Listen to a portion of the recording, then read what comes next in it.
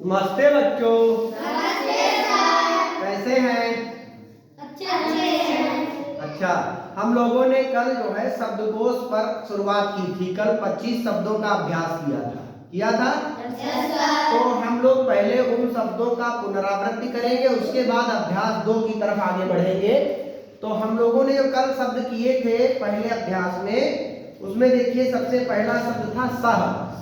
सह, वह, तौ वे दोनों, ते वे सब, भवान आप पुल्लिंग, भवती आप स्त्रीलिंग, रामः राम, ईश्वरः ईश्वर, बालकः बालक, मनुष्यः मनुष्य, नरः मनुष्य, ग्रामः गांव, नृपः राजा, विद्यालयः विद्यालय। अब ये सारे शब्द जो हमने अभी चर्चा किए, कैसे ये पुल्लिंग शब्द है जिनमें विसर्ग लगा हो। संस्कृत के जिन पदों में विसर्ग लग करके बनेगा वे पुल्लिंग शब्द होंगे, ध्यान रखना, ये पहचान हो गई। अब आप देखिए इसमें संज्ञा और सर्वनाम की बात हुई सबसे पहले। तो वह संज्ञा है कि सर्वनाम है? वह क्या है? सर्वनाम है। और तो क्या है? ते क्या है? भगवान क्या है? भवती क्या है? अच्छा बताओ, वह क्या है? अच्छा, वे दोनों, वे सब, आप। तो कुल मिलाकर के समझ गए कि सर्वनाम किसे कहते हैं? जो संज्ञा के बदले प्रयोग किए जाएंगे शब्द, वे क्या होंगे? सर्वनाम कहलाएंगे। अच्छा अब बताओ, इसमें रामः दिया हुआ है, रामः संज्ञा है कि सर्वनाम है? एक। फिर बालकः, मनुष्य, नरः, ग्रामः, नृपः, और नृपः के बाद विद्यालयः। तो अब एक साथ बोलेंगे, सह वह तौ वे दोनों, ते वे सब, सह वह तौ वे दोनों, ते वे सब, भवान आप पुल्लिंग, भवती आप स्त्रीलिंग, भवान आप पुल्लिंग, भवती आप स्त्रीलिंग। अब हम बात करेंगे खा बिंदु की, और खा का मतलब देखिए यहाँ पर लिखा हुआ है धातु या क्रिया शब्द। खा का मतलब क्या होगा? धातु या क्रिया शब्द। यहाँ याद रखिएगा कि हम 1 से लेकर के 60 अभ्यास करेंगे।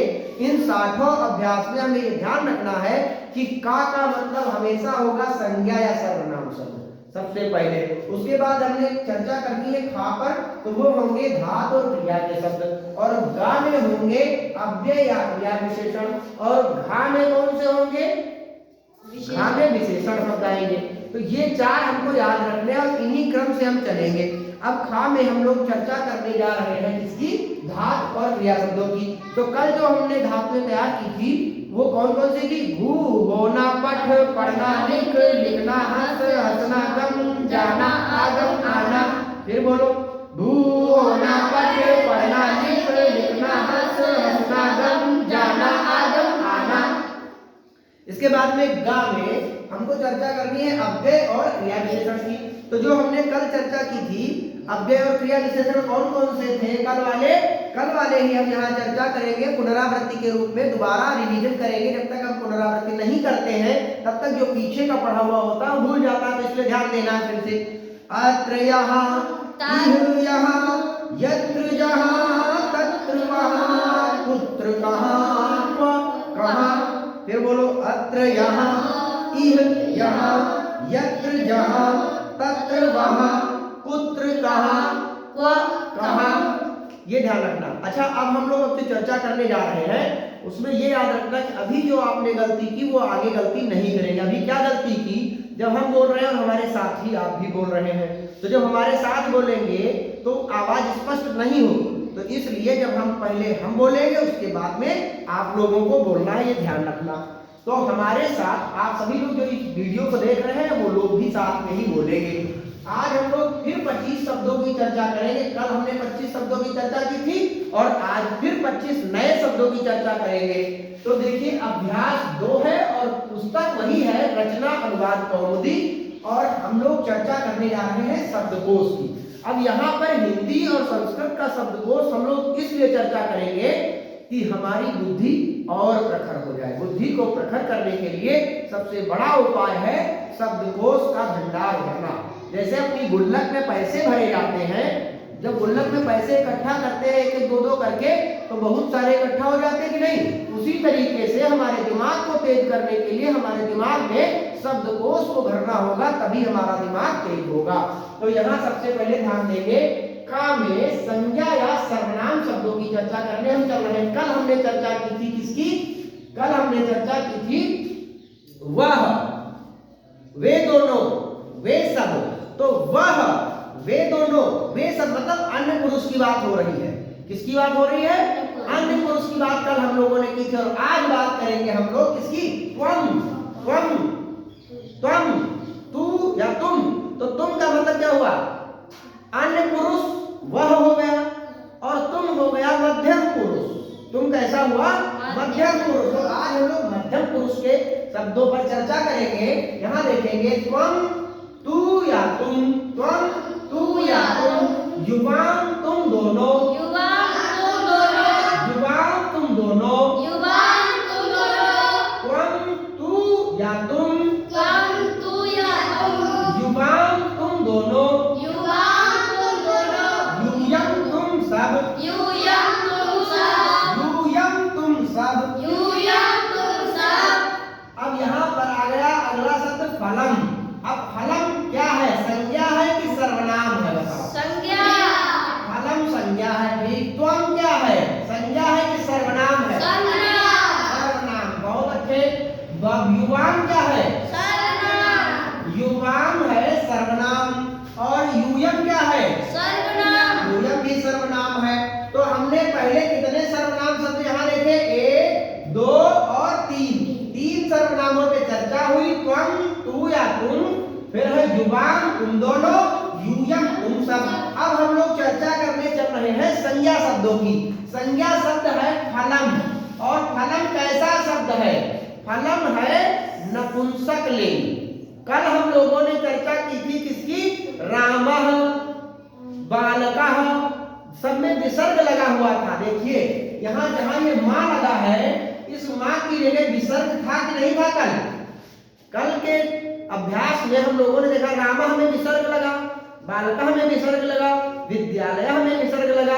तो जो शब्द विसर्ग लग करके बनते हैं वे पुल्लिंग शब्द कहलाते हैं, और जिन शब्दों में अंत में मां लगता है वे नपुंसक लिंग शब्द कहलाते हैं। कैसे शब्द कहलाते हैं? नपुंसक लिंग। नपुंसक लिंग। तो फलम, नपुंसक लिंग का मतलब क्या होता है? जो न पुरुष है न स्त्री है। जिन शब्दों से पुरुष जाति और स्त्री जाति का बोध नहीं होता वे नपुंसक लिंग कहलाते हैं, और जिन शब्दों से पुरुष जाति का बोध होता है वे पुल्लिंग कहलाते हैं, और जिन शब्दों से स्त्रीलिंग शब्दों का बोध होता है या स्त्री जाति शब्द का बोध होता है वे स्त्रीलिंग कहलाते हैं। तो आज हम लोग चर्चा कर रहे हैं नपुंसक लिंग शब्दों की। तो फलम फल, फलम फल, फलम फल, पुस्तकम पुस्तक, पुस्तकम पुस्तक, पुस्तकम पुस्तक, पुष्पम फूल, वस्त्रम पत्ता या चिट्ठी, पुष्पम फूल, पत्रम पत्ता या चिट्ठी, भोजनम भोजन, भोजनम भोजन, जलम जल, जलम जल, राज्यम राज्य, सत्यम सत्य, ग्रहम घर, वनम वन। अब देखिए सब में मां अंत में लग रहा है। देखिए सब में लग रहा है। अब जहां पे अंत में मां दिखाई दे, तो अगर आपको पता करना है तो आप समझ जाना कि ये नपुंसक लिंग शब्द है। कैसे शब्द है ये? नपुंसक लिंग शब्दों की पहचान है अंत में मां लग जाएगा। तो अब हमारे साथ बोलिएगा, त्वम, तू या तुम, युवाम तुम दोनों, यूयम तुम सब। पहले हम बोलेंगे फिर आपको बोलना है। त्वम, तू या तुम, युवाम तुम दोनों, यूयम तुम सब। त्वम, तू या तुम, युवाम तुम दोनों,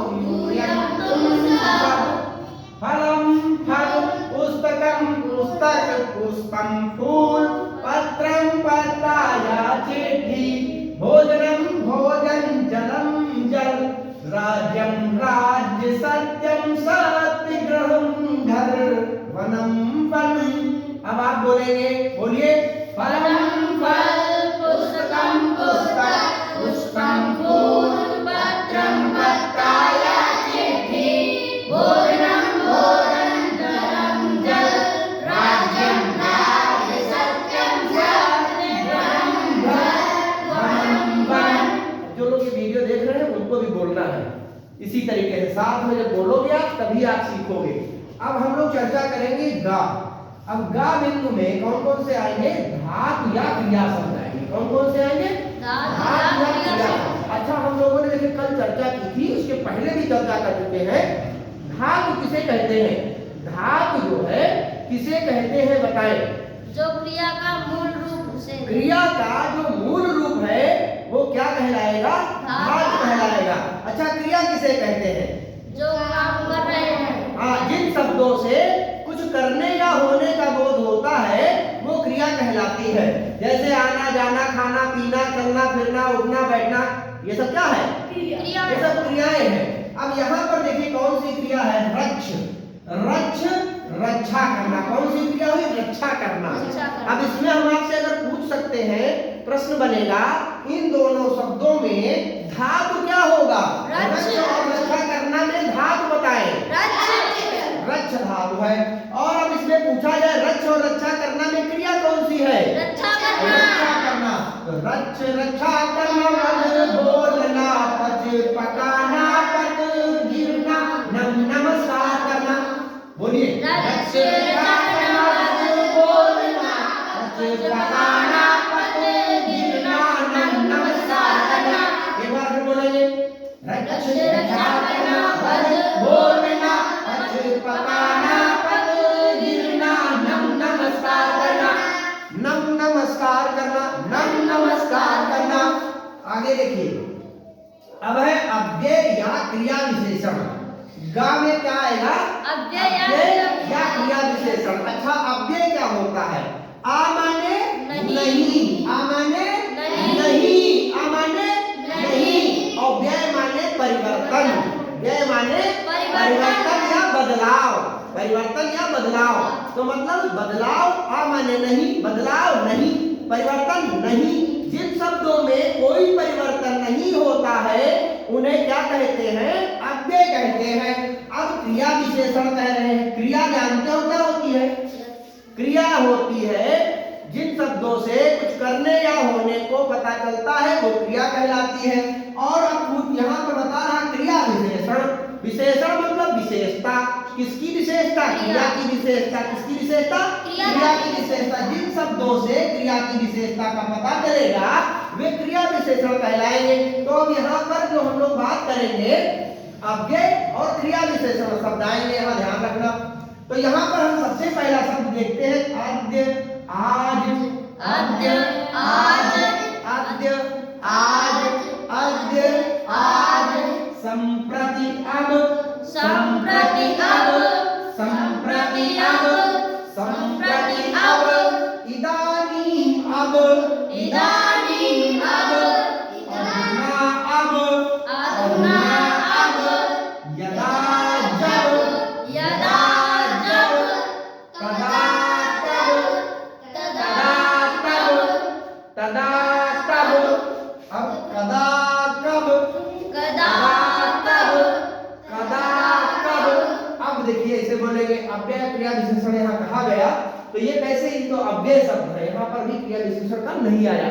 तो अब हम लोग देखेंगे, एक साथ बोलेंगे। क्योंकि 25 शब्द यहाँ पूरे हो रहे हैं इसलिए आगे नहीं लिखेगा, और एक दिन में 25 शब्द का ही हम लोगों को चर्चा करनी है। तो अद्य आज पहले हम बोलेंगे, फिर आपको बोलना है अद्य आज, संप्रति, अब, इदानीं, अब, अधुना, अब, यदा, जब, तदा, तब, कदा, कब। अद्य आज, संप्रति, अब, इदानीं, अब, अधुना, अब, यदा, जब, तदा, तब, कदा, तब। अब एक बार पूरा पुनरावृत्ति हम करेंगे, फिर से बोलेंगे। तो पहले हम बोलेंगे फिर आपको बोलना है। सर्वनाम, संज्ञा सर्वनाम शब्दों पर चर्चा करनी है। त्वम, तू या तुम, त्वम, तू या तुम, युवाम, तुम दोनों, यूयम, तुम सब। बोलिए। त्वम, तू या तुम, युवाम, तुम दोनों, यूयम, तुम सब। फिर बोलो। त्वम, तू या तुम, युवाम, तुम दोनों, यूयम, तुम पुस्तकम पुस्तक, पुष्पम फूल, पत्रम पत्ता या चिट्ठी, भोजनम भोजन, जलम जल, राज्यम राज्य, सत्यम सत्य, गृहम घर, वनम वन। बोलिए। फलम फल, पुस्तकम पुस्तक, पुष्पम फूल, पत्रम पत्ता या चिट्ठी, भोजनम भोजन, जलम जल, राज्यम राज्य, सत्यम सत्य, गृहम घर, वनम वन। भोजनम भोजन, भोजनम भोजन, पत्रम पत्ता या चिट्ठी, पत्रम पत्ता या चिट्ठी। अब आगे हम चर्चा करेंगे धातु या क्रिया शब्दों की। किसकी चर्चा करेंगे? धातु या क्रिया। रक्ष रक्षा करना, मध बोलना, पच पकाना, पक गिरना, नम नमस्कार करना। रक्ष रक्षा करना, मध बोलना, पच पकाना, पक गिरना, नम नमस्कार करना। फिर बोलिए। रक्ष रक्षा करना, मध बोलना, पच पकाना, पक गिरना, नम नमस्कार करना। अब हम चर्चा करेंगे इसकी अव्यय या क्रिया। अव्यय या क्रिया शब्द विशेषण की। अद्य, आज, संप्रति, अब, इदानीं, अब, अधुना, अब, यदा, जब, तदा, तब, कदा, कब। बोलिए। अद्य, आज, इदानीं, अब, इदानीं, अब, संप्रति, अब, इदानीं, अब, अद्य, आज, संप्रति, अब, इदानीं, अब, अधुना, अब, यदा, जब, तदा, तब, कदा, कब। अब देखिए अब कितनी बार आया। अब अद्य मतलब आज, अद्य मतलब आज। और संप्रति और इदानीं और अधुना। देखिए संप्रति माने भी अब है, इदानीं माने भी अब है, अधुना माने भी अब है। तो याद रखिएगा कहीं पर संप्रति, इदानीं, अधुना में से कुछ भी आए तो होगा अब। तो संप्रति अब, इदानीं अब, अधुना अब, यदा जब, तदा तब, कदा कब। बोलिए। अद्य, आज, इदानीं, अद्य, आज, संप्रति, अब, इदानीं, अब, अधुना, अब, यदा, जब, तदा, तब, कदा, कब। तो समझ में आया? Yes sir. कुछ पल्ले पड़ा। Yes sir. तो 25 शब्द कल हुए थे, 25 आज हो गए। तो हम लोगों का शब्दकोश 50 पर पहुंच गया है। इस वीडियो को आप घर पर बार बार देख करके इन्हें अपने दिमाग में अच्छे से स्थायी रूप से तैयार कर लेंगे। आज के लिए इतना ही। बहुत बहुत धन्यवाद।